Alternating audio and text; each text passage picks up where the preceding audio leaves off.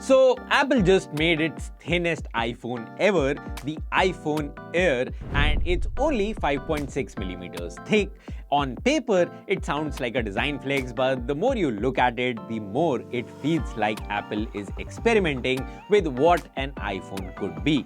Let's talk through what makes it special, what compromises it brings, and why I think this phone exists at all. Apple's always had this obsession with thinness, but the Air takes that to another level with 5.6 millimeters thickness. That's slimmer than some Android flagships were back in 2016.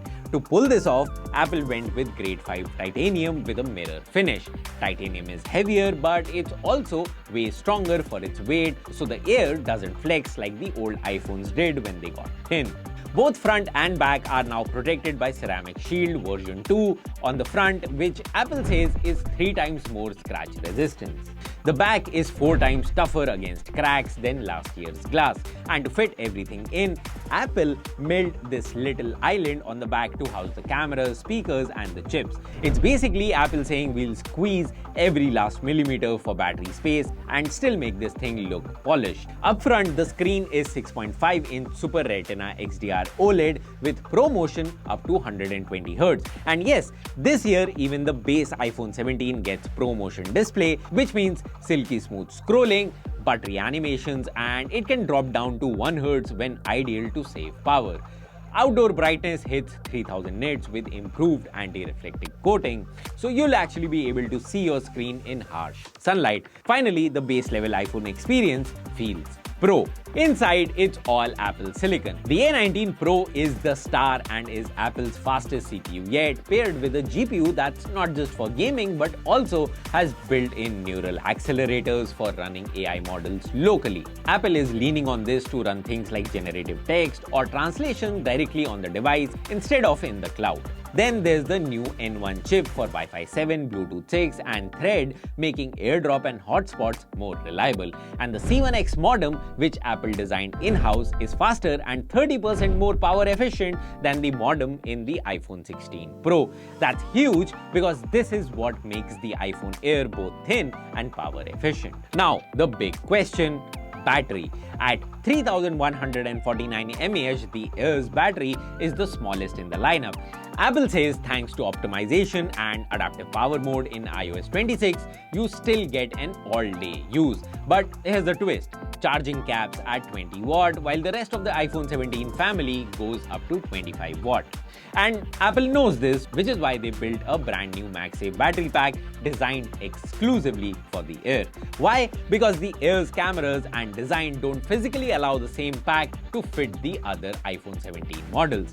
With it, your Air can stretch up to 40 hours of video playback. So yes, if you buy the Air, that 11,900 battery pack is almost part of the deal.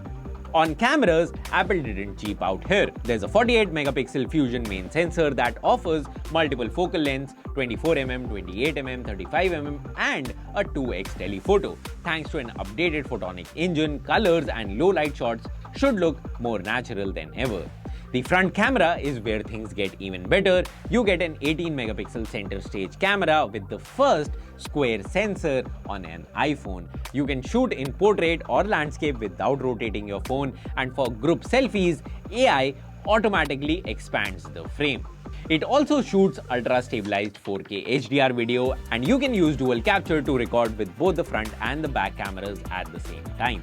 Running on iOS 26, you get the new Apple Intelligence features, live translation across calls and messages, visual intelligence that lets you act on whatever's on your screen, and smarter notifications.